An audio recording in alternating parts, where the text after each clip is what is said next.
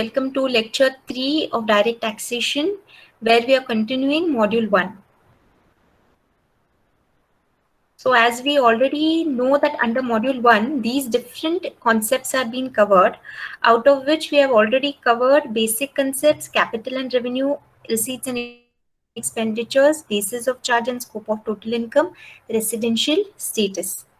Today we will be seeing incomes which do not form part of total income and what is tax planning, tax evasion and tax management.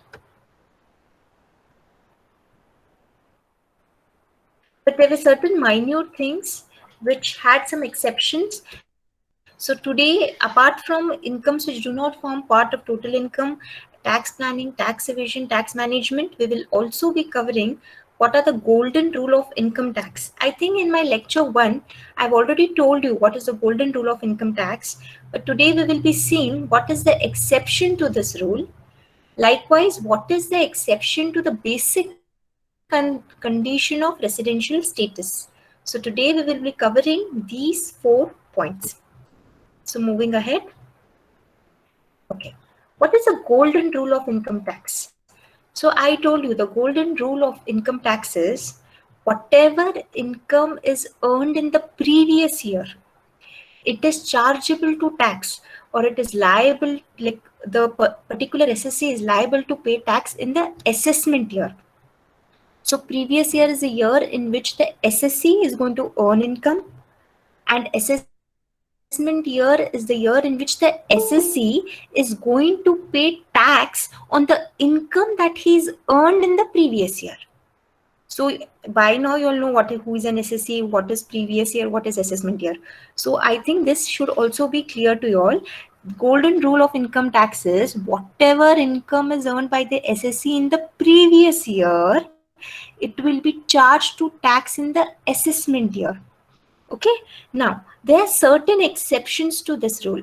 When I say exceptions to this rule, that means this particular rule will not be applicable to certain set of list of categories of people.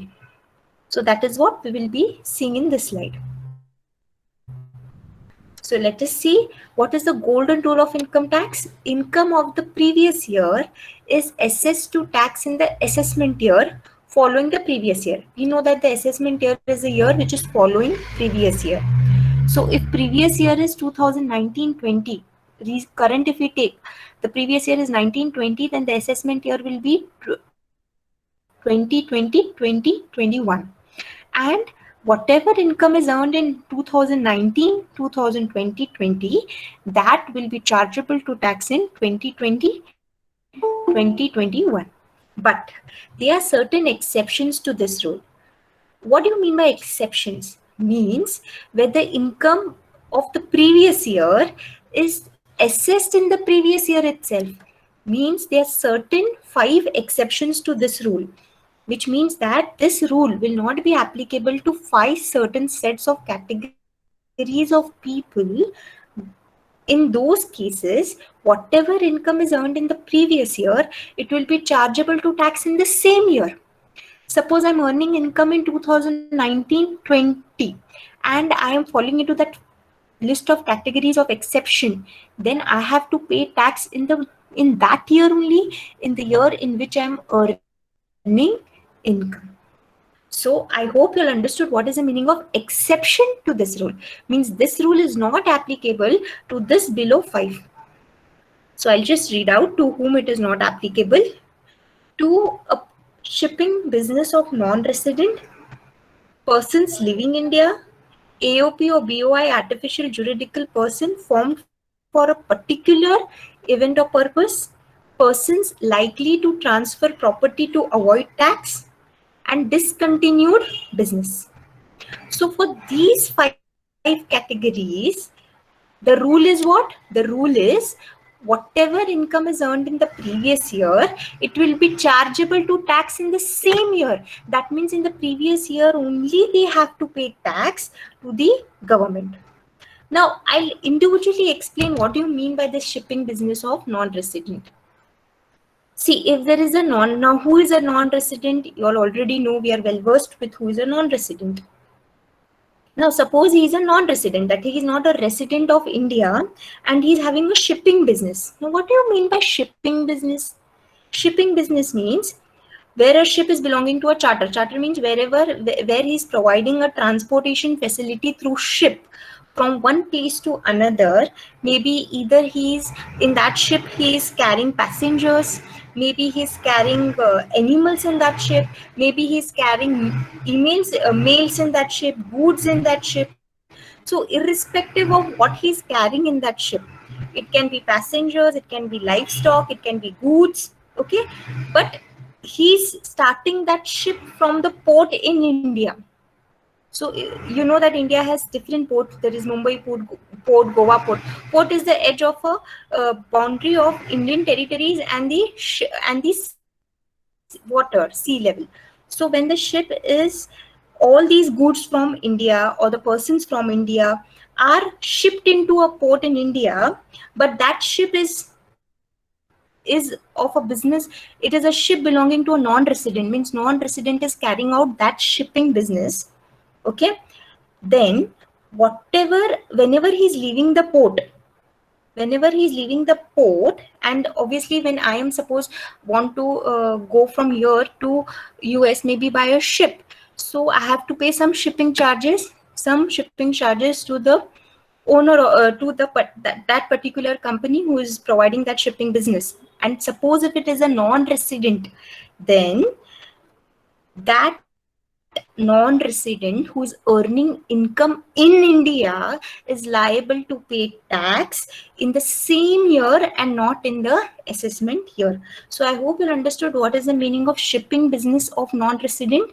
Simple words, a non-resident carrying out shipping business where he is either carrying passengers, either he is carrying livestock. When I say livestock, it means animals or goods from shipped at a port in India. Remember, they should be shipped at a port in India. Then it will be deemed that his income will be charged to tax in the same year in which it is going to be, in which he's going to earn it. Because he's earning it in India, right? Because he's carrying, because he's shipping the goods at a port in India. So whatever goods are going to be shipped from India to another country, it is going to be from India. So I hope you all understood what is shipping business of non-resident. Next, persons leaving India. Now, what do you mean by persons leaving India?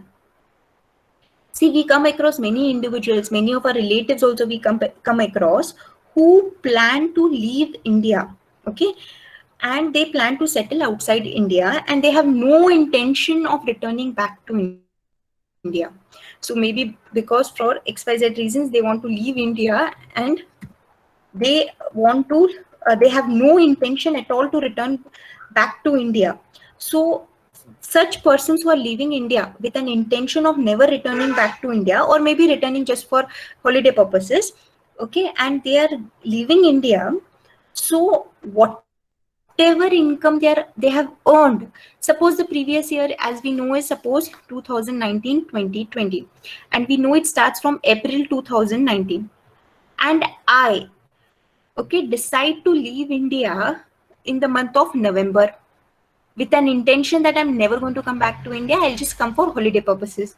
So from April to November, whatever income I have earned in India, I have to make the payment of tax in the year 1920 only. That is in the previous year only and not in the assessment year. So persons who are leaving India, they are liable to pay tax in the same year in which they have earned it in India. Next, AOP, BOI, artificial juridical person, formed for a particular purpose or event. So what do you mean by this? Many a times people come together, association of persons or body of individuals, they come together just for a limited purpose of time. And like suppose if they want to carry out certain exhibition, okay, maybe for a period of 15 days or 20 days, okay, in some particular city, and they have formed only for the purpose of carrying out that particular exhibition where they can earn income from that business, and then they're going to dissolve that business. They are going to they're not going to continue. So for a particular event or purpose, if they're coming together, okay, and whatever income they have earned, and they are not having an intention to continue the business forever, then whatever income they have earned in the previous year, it will be assessed to tax in the same year itself, not in the assessment year. So when I say particular purpose or event is for a limited period of time, they are starting a business. Next, persons likely to transfer property to avoid taxes. See, many a times there are persons who will transfer their property to avoid taxes. Like they will sell their property, dispose their property, or transfer their property just so that they pay less amount of tax. And if the assessing officer comes across certain persons, see, it is not possible that the assessing officer, like if I'm avoiding taxes and I'm from upfront, I will go and tell the assessing officer, I've avoided taxes and I'm going to pay the tax in this year itself. No.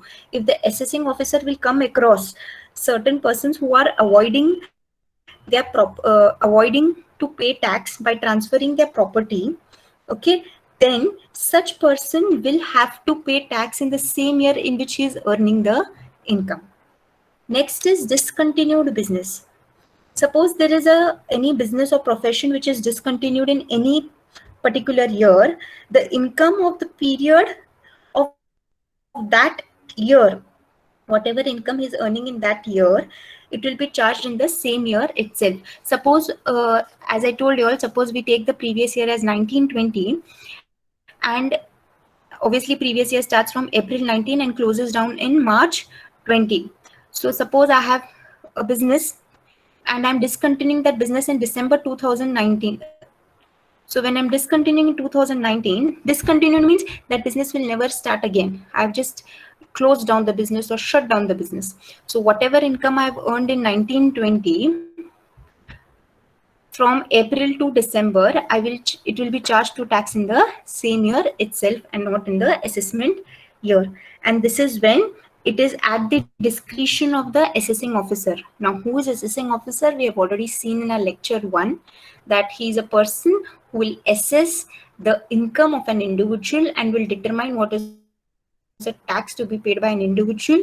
He is an officer that is appointed under the Income Tax Act in different cities. In income tax offices, they are officers who are solely for the purpose of assessing the tax to be paid or payable by an individual. So if the discretion, at the discretion of the assessing officer, if he feels no, since he is discontinued business and he has to pay the tax in the same year, then it will be applicable. So I hope you all have understood. This is only theory for you all as per the VTU syllabus. So I hope you all have understood what is the golden rule of income tax and what are the 5 exceptions to this rule. So it is only theory. I've explained the point, so you can write it in your own words. If you all have understood, we will move ahead to the next slide. Have you all understood it, students? Yes? Am I audible? Yes. Have everyone understood? Okay. Yes, ma'am. Okay. Yes, ma'am. Yes, Now ma'am. let us move ahead. Okay. We'll just have a quick recap of how residential status has to be determined and what is the reason of this revision also. I will let you all know. So we know that there were 2 basic conditions. Now these 2 basic conditions were to determine whether a particular individual is a resident or a non-resident. And once we know whether he's a resident or non-resident, then we apply the 2 additional conditions just to know that whether he's a resident, ordinary resident, or resident and not ordinary resident. So additional conditions come into picture only when the individual is tagged as resident in the first place. So what is the 2 basic conditions? First one is he has been in India during the relevant previous year for a total period of 182 days or more. Second basic condition is he's been in India during the 4 years immediately preceding the previous year for a total period of 365 days or more. and is been in India for at least 60 days in the previous year. So we have already seen the two basic conditions. So there are certain exceptions to this basic condition. I will not revise the additional conditions because the topic for discussion for today is only for this basic conditions. So we know that if any of these two conditions are satisfied, any of these two conditions, then he will be called as a resident. If none of the two conditions are satisfied, he will be called as a non-resident. So we know that there are two basic conditions on the basis of the fulfillment of which we can decide whether an individual is a resident or non-resident. But there is an exception to this. So in my next slide, we will be seeing the exceptions. So exceptions to the basic conditions of residential status.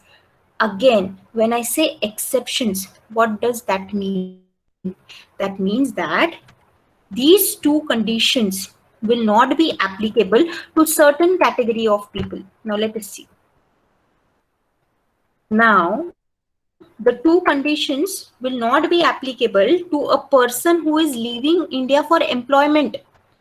If any Indian citizen, remember Indian citizen, is leaving India for the purpose of employment or as a member of a crew of an Indian ship, then to determine the residential status of this first category of people, you need not apply the two basic conditions. What you need to apply to determine whether he is a resident or non-resident, I will just tell you all in few minutes.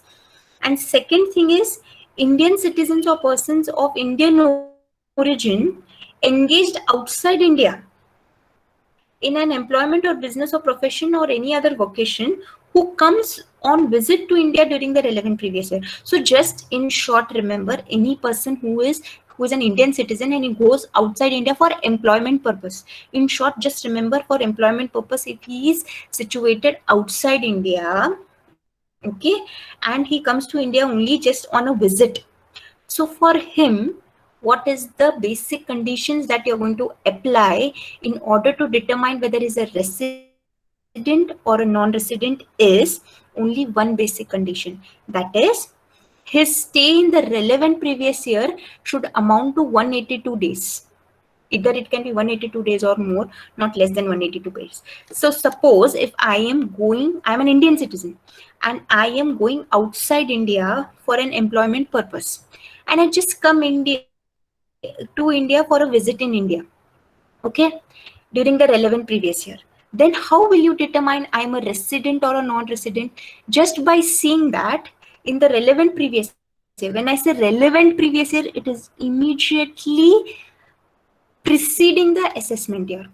So you all have to just check whether in the relevant previous year my stay in India amounts to 182 days. Yes, it is amounting to 182 days, then I'm a resident in India. If it is not amounting to 182 days, then I'm a non-resident in India. You need not check the second basic condition that 4 years, what is my stay in the 4 years, whether it is 365 days or more, and at least 60 days in the previous year. That you need not check. You need not check the second basic condition. You have to just check the whether whether the stay of that particular individual in the relevant previous year amounts to 182 days. And this is applicable only and only to an Indian citizen who is leaving India in the relevant previous year for the purpose of employment outside India, or either he's a member of a crew of an Indian ship. So only to these category of people, the basic condition that you have to check in order to determine whether he's a resident or a non-resident is whether his stay in the relevant previous year amounts to 182 days.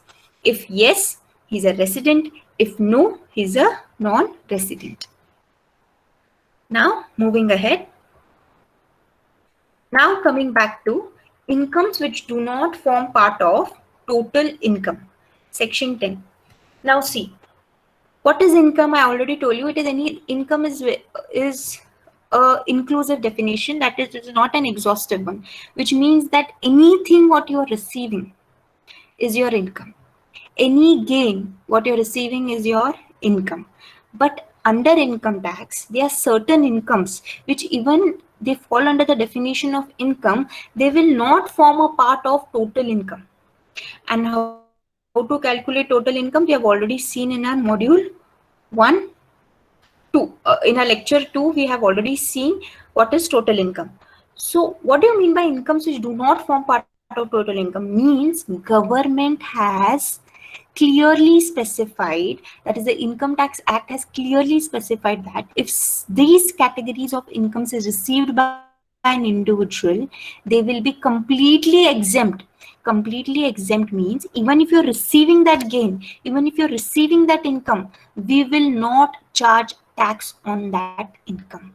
So there is list of incomes which, though being incomes, though being a gain, though you're receiving that amount, it will not be charged to tax. That is, they will be completely exempt, and therefore they will not form part of your total income, and therefore you need not pay tax on that. So that is what has to be covered. Now, certain incomes are 100% exempt. When I say 100% exempt means you need not pay tax at all. And certain incomes are partially exempt. So let us see the list of incomes. Students, all you need to know is just remember the list of incomes that are fully exempt from tax. Because this is again theory which is covered as per the VQ syllabus. So usually the question that is asked in the exams is, list any 10 incomes or 15 incomes which are fully exempt from tax. So that is covered under section 10. So let us see what are the incomes that are fully exempt from tax. Agricultural income. Whatever income you're receiving by agricultural sources, it is completely exempt from tax. There is n numbers, like in your notes I will be giving you all a list of incomes which are exempt from tax. For now in this slide I have just considered few of them. Okay, you just need to remember that particular income for examination purpose, because it is again theory related. So first is agricultural income. Second is income received by a member from the income of the HUF. Then interest on NRE account. When I say NRE account, it is non-resident rupee account of a person resident outside India. So whatever interest is receiving, it will be exempt. Share income of a partner, whatever income is received by a partner on his share, that will be exempt under income tax. Then exemption in respect of remuneration to individuals who are not citizens of India. Interest on saving certificates issued before 1/6/2002 to a non-resident is exempt from tax. Compensation received on account of disaster is exempt from tax. Payment from Sukanya Samriddhi account is exempt from tax. Education scholarship awards by the government is exempt from tax. Pension received by recipient of gallantry awards. Now, what is gallantry award, students? It is given by the government of India to honor the acts of bravery and the sacrifices that is made by the officers of armed forces, defense, civilians. So it is nothing but the award given by the government of India for the bravery of the citizens and the sacrifices made by them, and T-board subsidies and other subsidies that is given by the government. So these are just a few list of incomes that I have specified which are fully exempt from tax. And there are certain incomes which are partially exempt from income, and these in detail we will be studying in the succeeding modules, like gratuity. Now, what is gratuity? It is covered under module 2, income from salary. So partially exempt incomes, I will just read but explain it when we deal in that particular module. So for exam purpose, you just need to remember at least 15 to 10 of those incomes which are completely exempt from tax, because this is completely theory question again. So leave travel concession. When I say partially exempt means 100% exemption is not given. Only maybe a 45%, 50%, depending on the quantum and calculation. There is different calculations for all this, which we will be seeing in our modules to come.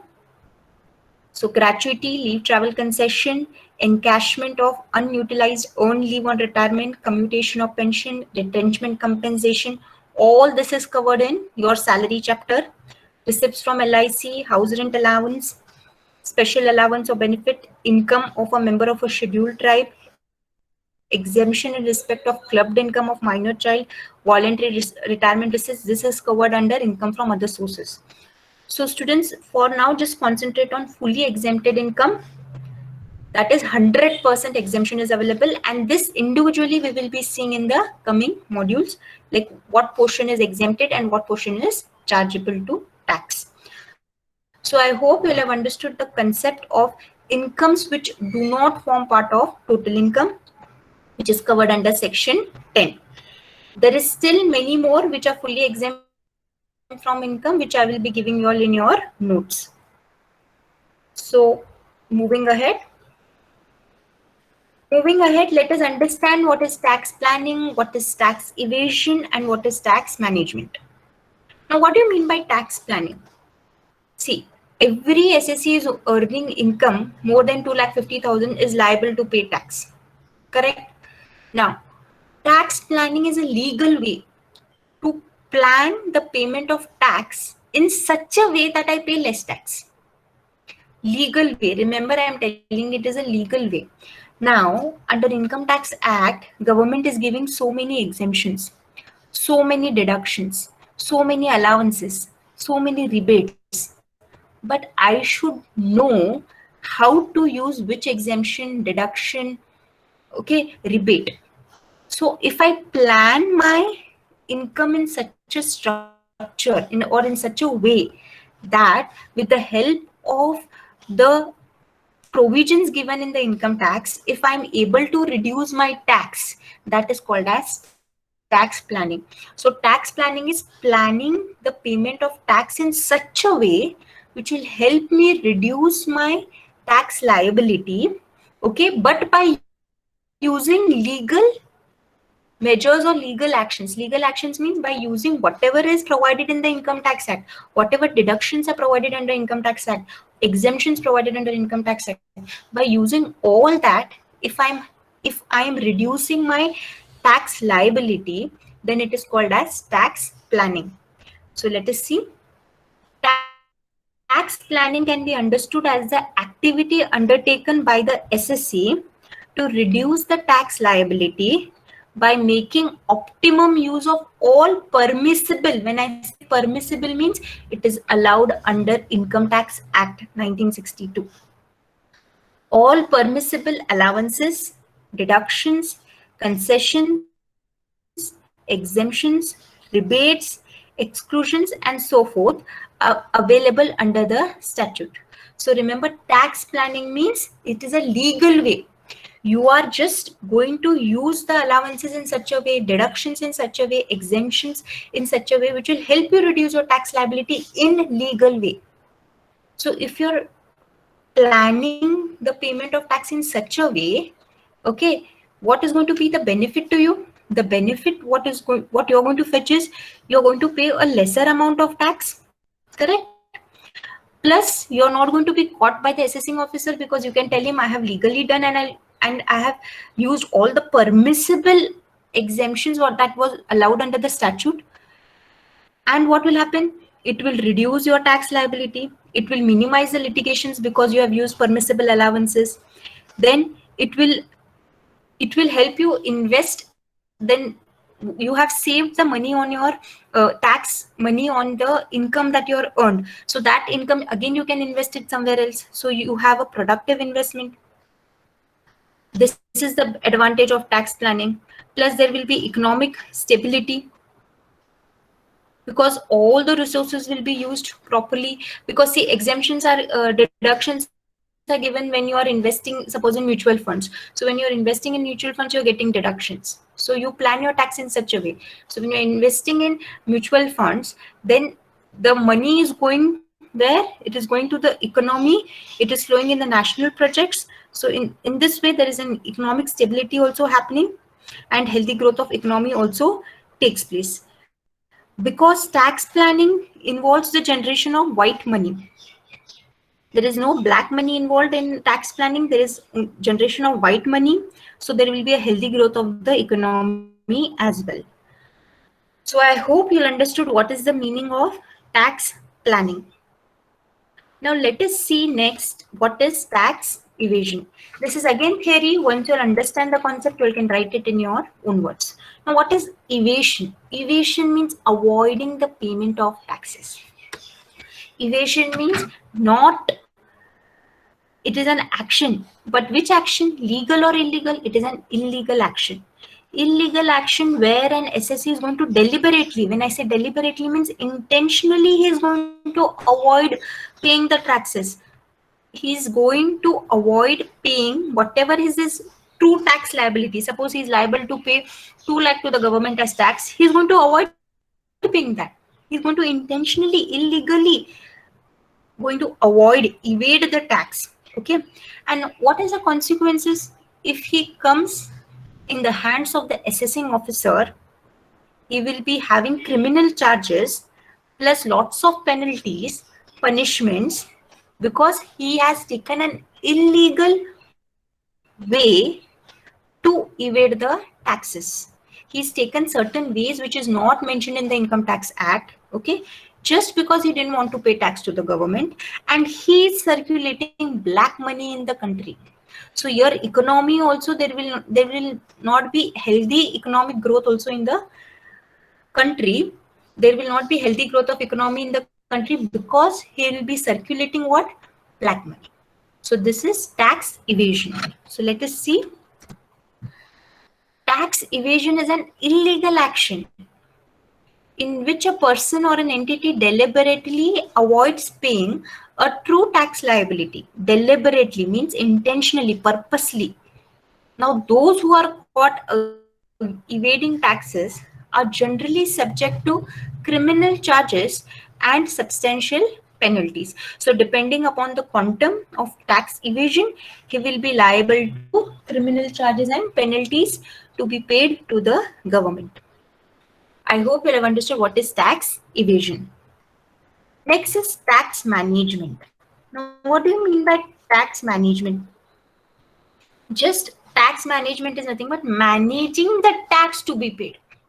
Now, but when I say managing the tax to be paid, means what? Simply means that I'm going to manage my payment of tax in such a way that I don't miss the due date. That is, I make the payments of my tax within time.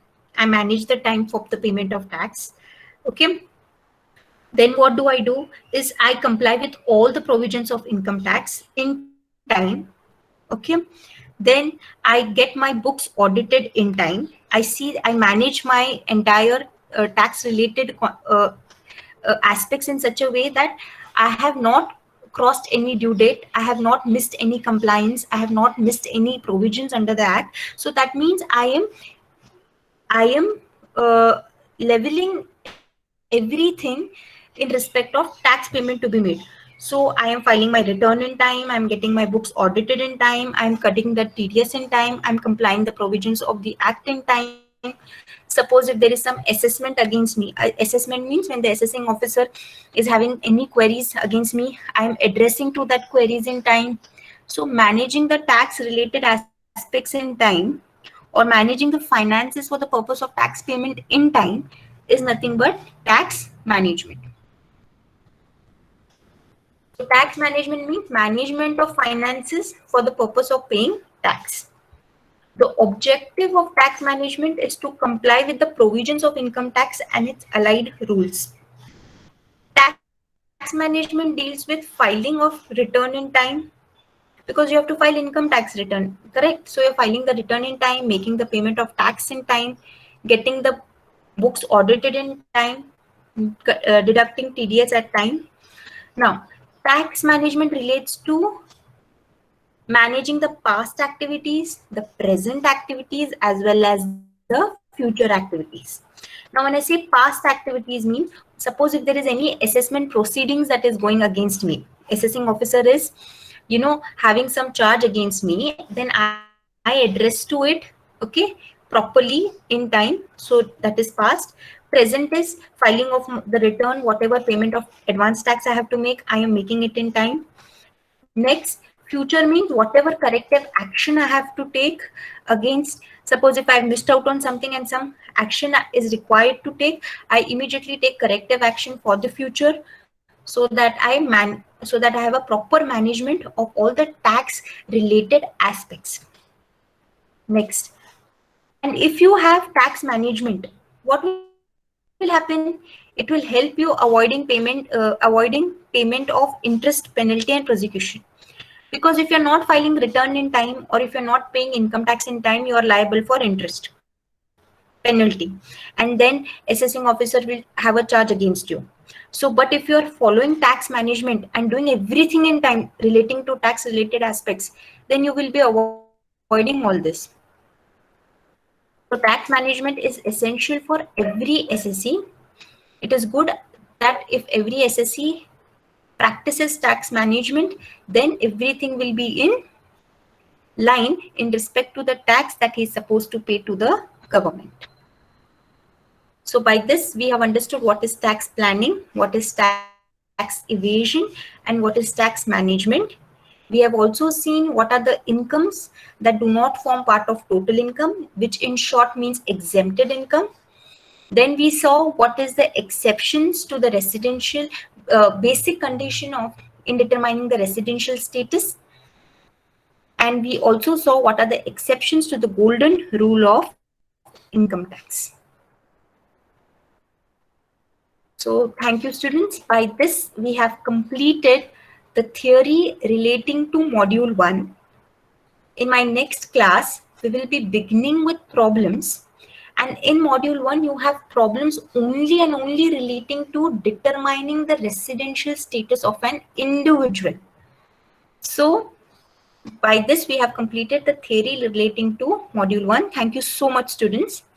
Now, if anyone has any doubts, you all can raise.